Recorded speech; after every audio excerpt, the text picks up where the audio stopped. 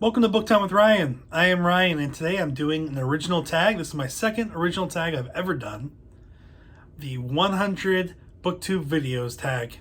Why is this original? Because when I was approaching 100 videos, I was looking for a tag that I would be able to celebrate the milestone, and I couldn't find one. So this is the one I created. This is actually my 101st video, because I figured if I'm going to cover my first 100 videos, I can't also include the video that I'm doing to cover that.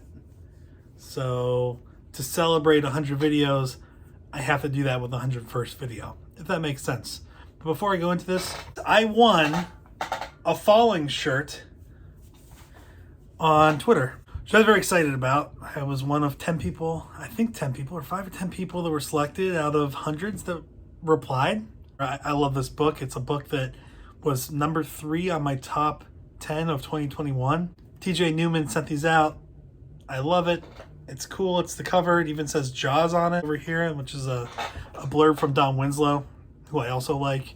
Thank you, TJ, for sending this to me. And if you haven't read Falling by TJ Newman, check it out because it is a really great book. And I've said this before. I said this on my top 10 of 2021 list. It is probably the most intense beginning of a book I've read. So today I have 10 questions for this tag, and they have to do with the first 100 videos I've made on BookTube. I can't really tag anybody on this, and you really can't either. So hopefully, if you've done 100 videos, if you are approaching 100 videos, wherever you fall in that, feel free to do this, and hopefully more people will think of some way to kind of commemorate the nice round number of 100 videos. I will put the questions or prompts in the description below, and I will also include links of the videos that I reference that are all from my channel. Number 1, how long did it take you to get to 100 videos? My first video was on April 29th, 2021. Today is June 13th, 2022. So a little over a year and a month. There are the first 10 videos I did almost every day, and then I pulled back a little bit, and more recently I've done a video or 2 a week, so I've picked it up a little bit. But there was a period where I was doing maybe once a week or once every 10 days, so I didn't get there that fast. But these are also videos I've done. I haven't done anything live on my channel. Number 2, look back at your first video.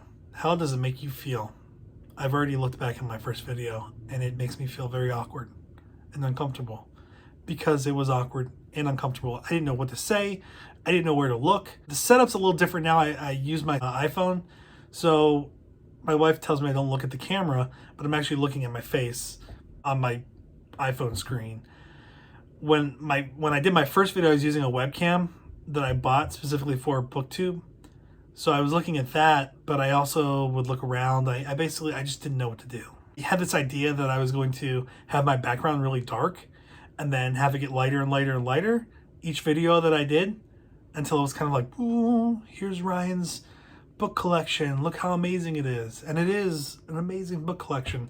But no one cared enough to pick up on the fact that it was getting clearer and clearer behind me what was on the bookshelves. Plus, they're so far away, you really can't tell what they are anyway. I can, because they're my little babies, little baby books. But you can't. That's okay. Number 3, which video has been your most successful? This is a little hard for me to pick out, because my channel has not been that successful. I will say that the most viewed video I have is from 10 months ago, and it was comics and graphic novels portion of my 2021 bookshelf tour, which is a pain to do a bookshelf tour. I'm going to do another one, but it's not fun.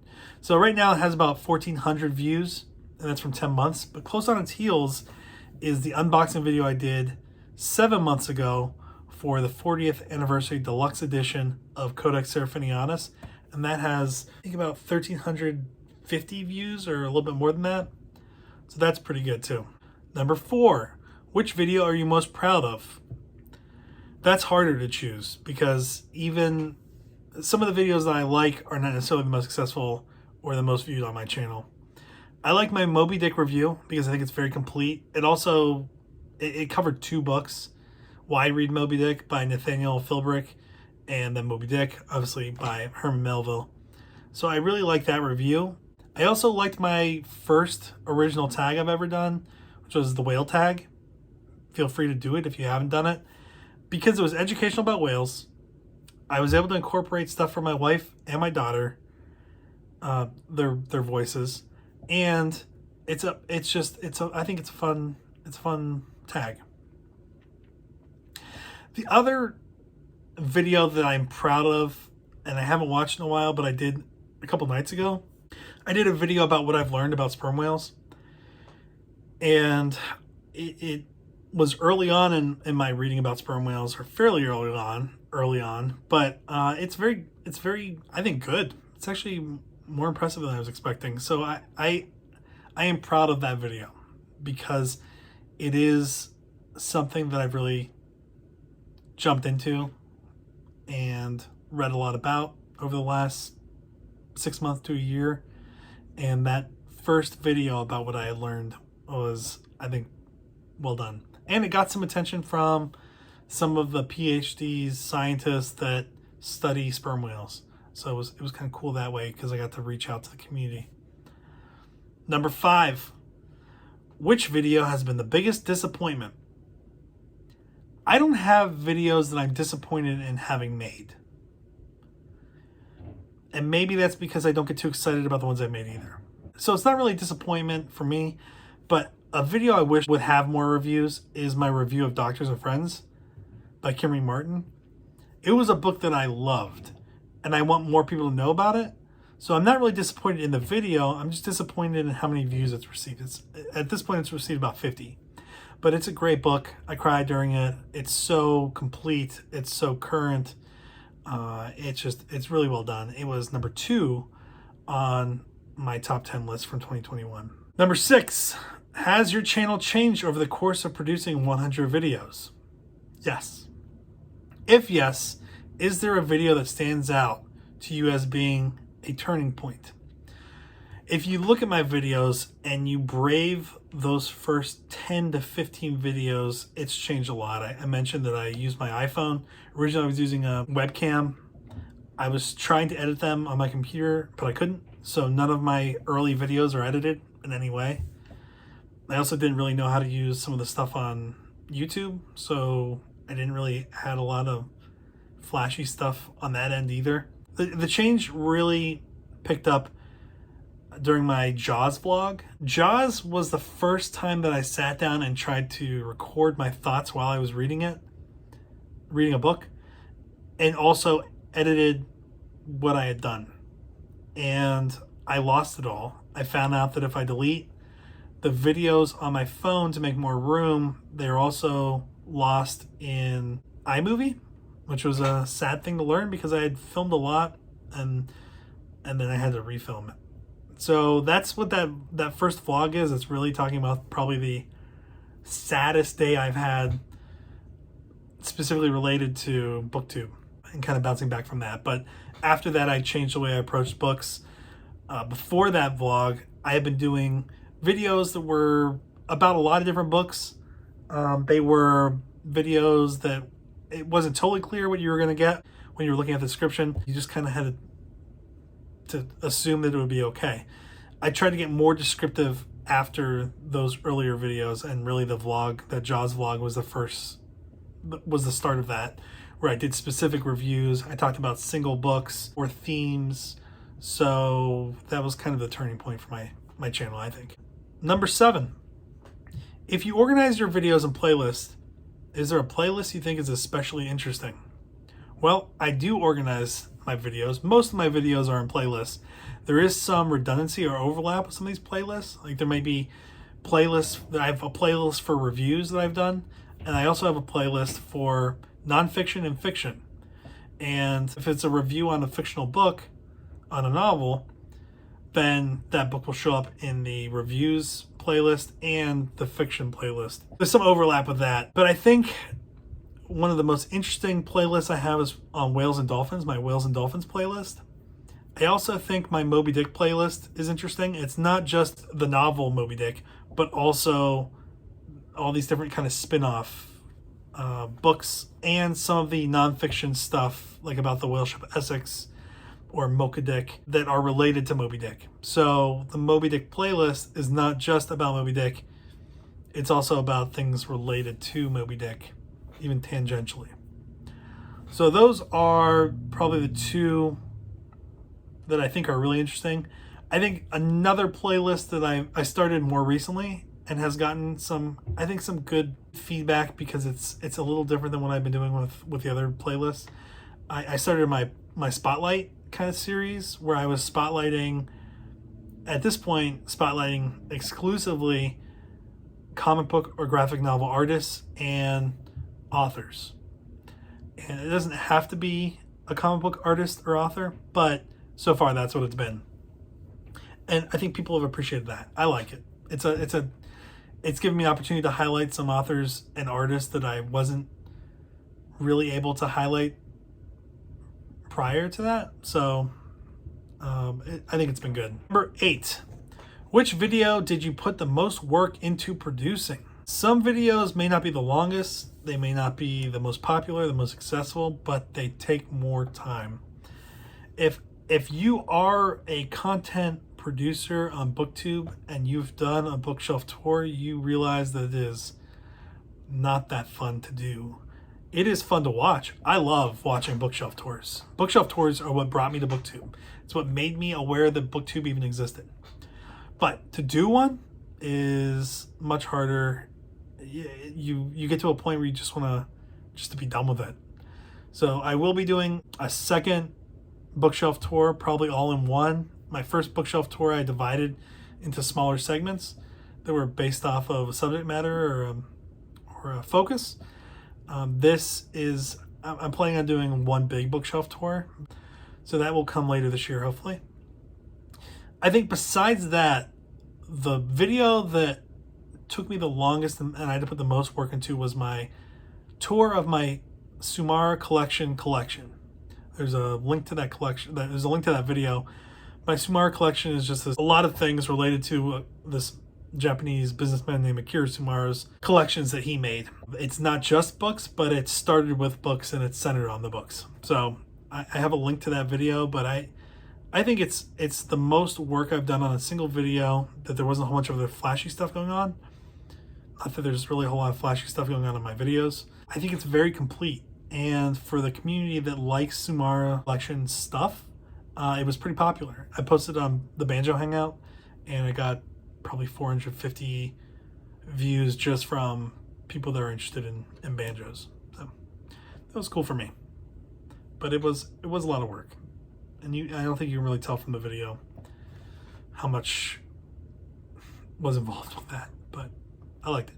Number 9, are there certain videos your subscribers seem to like? I don't know. What I've been trying to do is add fun clips in my videos. Not the entire video. The entire video is not going to be crazy, but there should be little, I don't know if they really call it, whether it be really considered Easter eggs. I like to have a little bit of fun with some of my videos, and I think when people see them, you have to watch the videos to see them, they like them. So that's one thing I think people like. It's pretty random, so it's just kind of like a treat thrown in there every so often. My least popular videos are reviews, but I like doing them.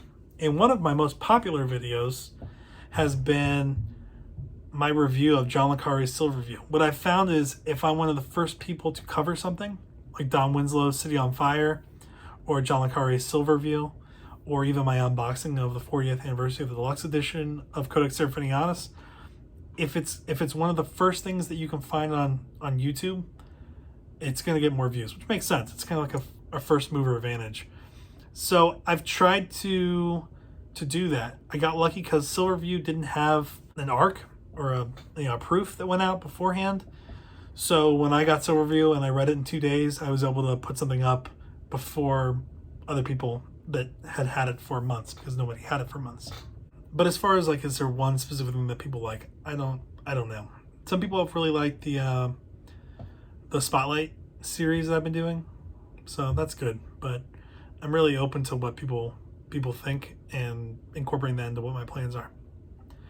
Number 10, if you could give a new booktuber one piece of advice for hitting 100 videos, what would it be? I would say do what you want to do.